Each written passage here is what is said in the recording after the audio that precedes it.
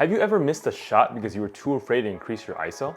Or maybe you were taught to never go above a certain threshold, and due to that, you avoid taking any photos with that said ISO. Whatever the case may be, I know that exact same feeling. When I was at my beginning stages of my photography, I remember I was told the rule of your ISO was to keep your ISO under 3200 for APS-C cameras and 6400 for full frame cameras. With cameras nowadays, or at least full frame cameras nowadays, you can definitely get clean photos still at around that ISO 6400 range. But I definitely do encourage you to experiment with your gear still and try going higher, as you may still like the results of some of your photos taken at those higher ISOs. But sometimes even that isn't enough, as I definitely missed some potential shots due to my fear of increasing my ISO into the higher ISO value range to compensate for my shutter speed in low light situations. Once you get further and higher into the ISO settings, ISO 8000, 10,000, 12,800, slowly but surely you'll start to see most pictures you end up capturing end up really noisy. But luckily for us, with the technology nowadays advancing so much so quickly in post-processing programs, you can actually make use of photos captured taken at even these ISO levels. And I'll show you exactly that with some of the photos I've taken using the AI Denoise technology in Lightroom.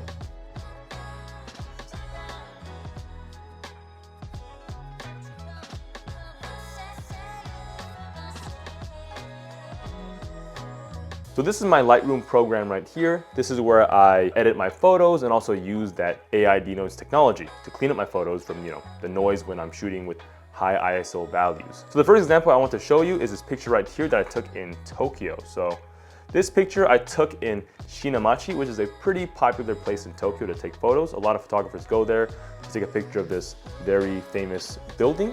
So, if you're in Tokyo, I suggest you go there. It's a really nice area and a really nice place.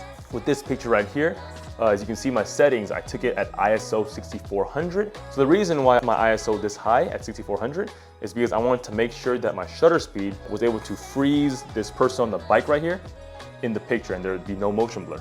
So I could have potentially lowered this shutter speed right here, maybe to like 1/160th of a second, but I didn't want to risk that, so I just upped it to 1/320th of a second, ISO 6400, and live with the results. I could have, if I had a faster lens, open my aperture more, but because I have my 24-70 GM2 lens on, that was impossible, right? That's the most open that particular lens can open to. So yeah, that's the reason why I had such a high ISO value for this picture. And yeah, if I zoom in right here, you can see it's a relatively clean image, right? This is the final version of this picture, final edit, final version, after using the AI Denoise technology. Now, if I looked at the original picture of this, the original version of this picture right here, and if I zoom in, you can see that it's pretty noisy, right? So this is the picture before using the Lightroom AI Denoise technology. Now, if I show you both pictures side by side, so right here, if I zoom in, now you can really see the difference, right? Between the before and the after. And I can zoom in anywhere, in any part of the photo, and you can really see the difference, right? So yeah, that is really the power of this AI Denoise technology that I love so much, and has changed the way I shoot, because now I can just up my ISO to a very high value, and I'll know that I can come away still with a very clean image in post. So the process of actually denoising your photos is quite easy actually. So if I go right here to the before AI Denoise version, all I have to do is go to the develop module right here in Lightroom. And for me, it's on the bottom part of my editing tab right here, but you can move it around however you want. Once you get to this noise reduction area of your Lightroom editing portion, or your tab, whatever it's called. So all you do is press denoise right here, and you would let Lightroom do its thing.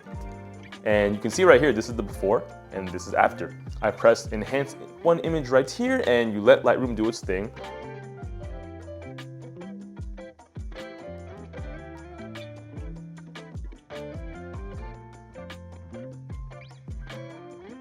So the picture is done with the denoising process. So this right here, if I zoom in, you can see very clean, right? So if I go to the original picture right here, I zoom in, you can clearly see the noise, right? If I go to this tab right here again, and I do compare and contrast, you can see if I zoom in right here, again, same results as what you saw before with my version, my final edit of this picture, and then the before the denoising picture. You can see that way cleaner after you use the denoise technology, and that's basically it. You can easily get these type of results in your very noisy pictures. So yeah. This is the first example. Now let's go to the second example. So the second example that I want to show you guys is this picture right here that I took in Odaiba, and I took it at ISO 12,800. So the reason why I took it at such a high ISO was to make sure that my shutter speed was quick enough for me to actually handhold this picture with my 70-200 lens, taken at 153 millimeters. So I had to make sure that I had no, motion blur for my handshake, as well as, just motion blur because this boat was going at a pretty quick speed. So I want to make sure I can freeze that in time, and again, prevent my own motion blur from me hand holding this lens and my camera. So that's the reason why I took it at such a high ISO value. And yeah, again, if I zoom in right here, you can see the picture is very clean, right? Again, you wouldn't be able to even think that this picture was taken at such a high ISO value. And this is my final edits right here. If I were to go and do a compare and contrast with the raw file, basically. So I zoom in, you can see it's very, very noisy. I can go anywhere around this picture and you can see a bunch of noise, right? So now if I do a compare and contrast between the before and after, drastic difference, right? Night and day, at least I would say so. So that is really, it. This is the result of using the denoise technology nowadays in these programs. Is they're so powerful that you can basically use ISO right here to your advantage, right? I essentially use a high ISO value because not only did I want to make sure that I had a fast enough shutter speed to prevent any motion blur of the objects in this picture, so this boat right here, but also because I didn't have a tripod. I did have my tripod, I just didn't use it. So yeah, I just used this technology to my advantage, and yeah, I'm quite happy with the results.